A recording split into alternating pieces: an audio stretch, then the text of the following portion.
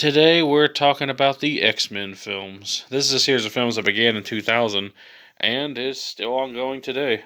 That I have a kind of a love-hate relationship with. I adore some of the entries in this franchise, and others are pretty damn shitty. But without further ado, let's get started on my ranking from worst to best. In last place is The New Mutants. Where is The New Mutants, you may ask? I don't own that turd.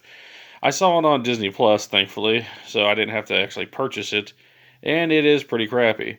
It essentially shows some young mutants that go to this facility that they think is there to help them, but it turns out they're just testing their abilities, and they all have their own personal problems, and they have to work together to try to escape this place. It's something like a horror movie, like they were trying to go for that kind of aesthetic, but it just comes across as a really bad movie. It's right up there with Fant Four Stick, the 2015 one, and it's pretty awful. The only one that I don't own, and maybe one day I'll buy like a DVD of it just to complete the collection, but definitely give this one a skip. Next is X-Men Dark Phoenix. It essentially is their attempt to make a proper version of the Phoenix Saga. It was attempted in The Last Stand, and somehow, despite The Last Stand being such a flawed movie, they made a worse version of it. Really bad. It takes place in the 90s, but still no one looks any older than they did, even though this is only 6 years removed from the original movie. Just not a good sequel at all. They kill off Jennifer Lawrence. Spoiler alert, but who gives a shit? This is just terrible. It ends with a train fight. The guy that directed the movie had only produced films before, and I think wrote some, but he hadn't really directed a movie, and it shows. Just a really ill-conceived movie. Then just their attempt to make one final X-Men film, I guess before the Disney purchase went through. There are worse films out there, and you could do a worst. You can do worse with 2 hours, but really bad and really ill-conceived. Next is something of a guilty pleasure of mine, and that's X-Men Origins Wolverine. I debated on whether or not to even put the Wolverine films in this ranking. For instance, you won't see the Deadpool films here because I kind of consider them their own thing, but they're connected enough that I do think they should have been included. This is what happens when a studio does not care and just wants to make a quick buck. Terrible CGI, an origin story that doesn't line up with the original, god-awful visual effects, bad performances all around, and one of the worst interpretations of Deadpool you will ever see. This is a movie that you really need to skip. If you like Hugh Jackman in the role, watch any of the other X-Men movies.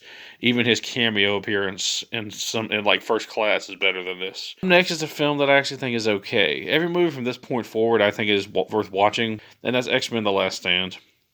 Also known as X3, this is the third film in the franchise, and it's supposed to be the final battle between Charles Xavier's mutants and the Brotherhood, led by the sinister Magneto. It's pretty much what you expect. It had this film had a massive budget at the time of over $200 million. Common now, but for 2006, that was pretty much unheard of. And it kind of shows. A lot of the effects hold up really well in this movie, and there's actually a lot of spectacle here. Famke Janssen does a good job as Jean, and they do an okay job at telling the Phoenix story. It's really watered down version of it, but it's kind of fun. This is an enjoyable film, and the last of the original trilogy, but not one that's anything special. If you like the first two, you'll probably enjoy this one, but just tamper your expectations. Don't expect anything too great, and you'll have yourself a decent time. Up next, we have X-Men Apocalypse, the third in the young X-Men trilogy. That's what I actually basically call it, which all started with X-Men First Class. Shows the X-Men in the 1980s going up against the titular Apocalypse and his four horsemen, which are several different mutants, including Angel, Magneto, and Storm. This is actually an okay sequel, but it really does not reach the heights of the first two films in the trilogy. If you really want a better experience, the first two films, First Class and Days of Future Past, are going to give you more of that. This is not a terrible end to that trilogy, and I would say it's a better improvement over the original end to the original X-Men trilogy, but it does leave a lot to be desired.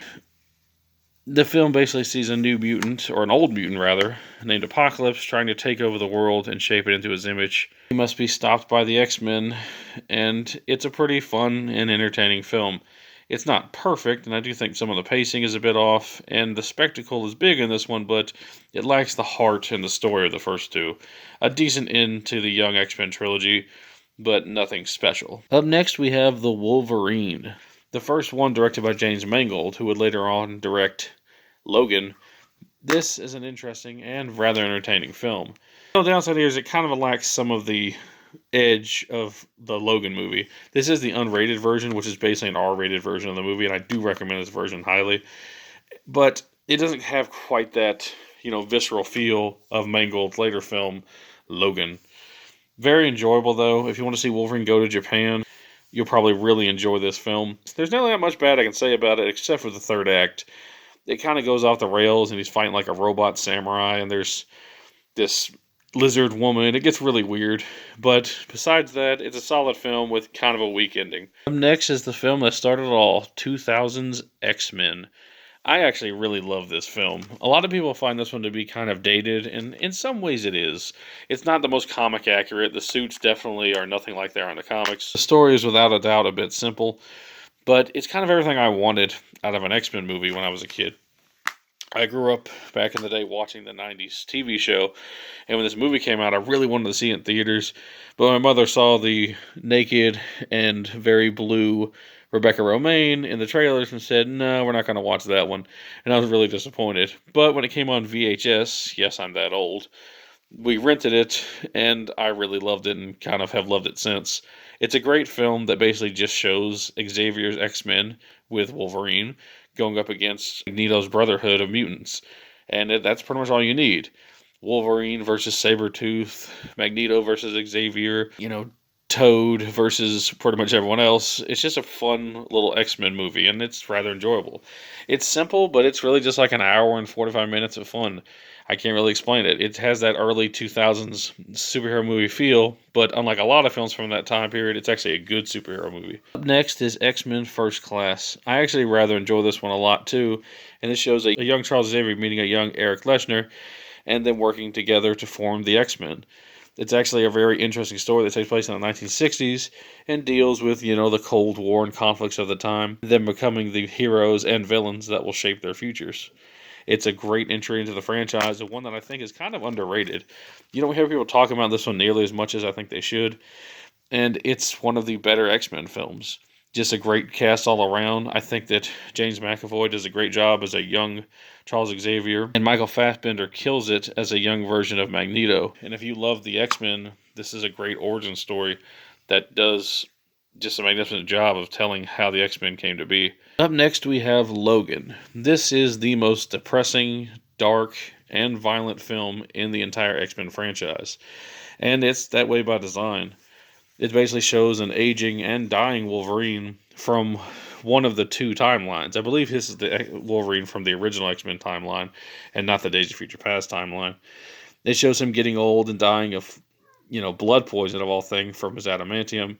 And along the way, he meets his cloned daughter, and he must protect her and some other mutants' kids as they escape to Canada and get away from this evil organization that's trying to harness their powers. It's a really simple but very interesting story, and it plays out very much like a Western.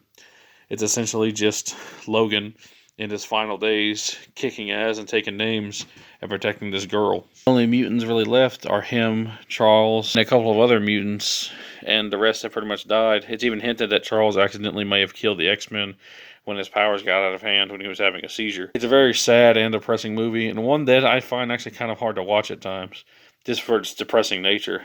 But it's very enjoyable, really somber, and a proper end to our hero, Logan, and one of the best X-Men films. And number 2, we have X2, X-Men United. This was basically the improvement over the first film in every way imaginable. Better action, more mutants, higher stakes, better characters, better character development. It's just a great continuation of the series. I still do think some characters, such as Cyclops, do get shortchanged, and he never really met his potential from the TV show or comic book series in these movies, but for the most part, everyone's treated very well here, especially Wolverine. It's a very enjoyable and entertaining continuation of the franchise that shows the X-Men united, because they have to team up with the Brotherhood of Mutants, Magneto's team, in order to stop a greater threat. A classic example of the good guys teaming up with the bad guys, but handled so well here. A great continuation. Bryan Singer, say what you want about the man and his scandals, is a damn good director, and he does a great job here. I highly recommend this one, and I think if you like the X-Men, this is really one of the most easily to watch and digestible ones. You can kind of just go right in after seeing the first one. And if you haven't seen the first one, I still might recommend checking this one out if you're curious.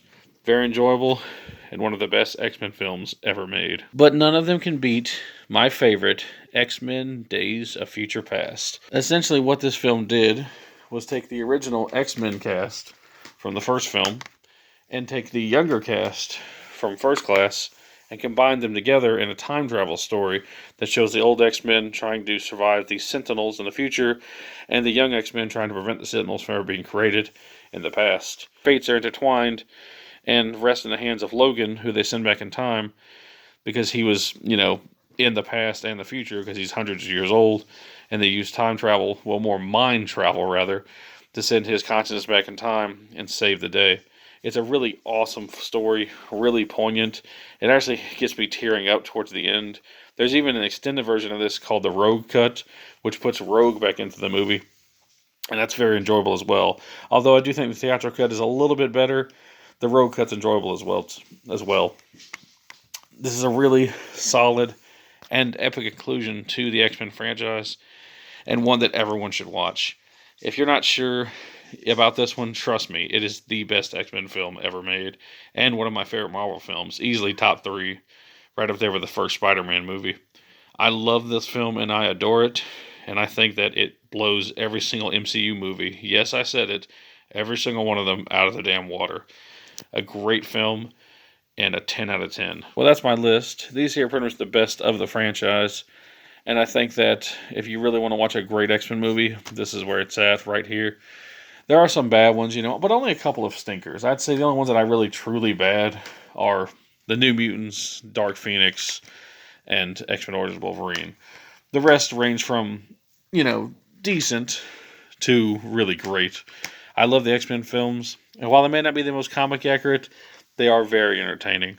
Give this series a watch. Maybe skip some of the crappier ones, but I can promise you if you do give this series a chance, you're going to have a good time.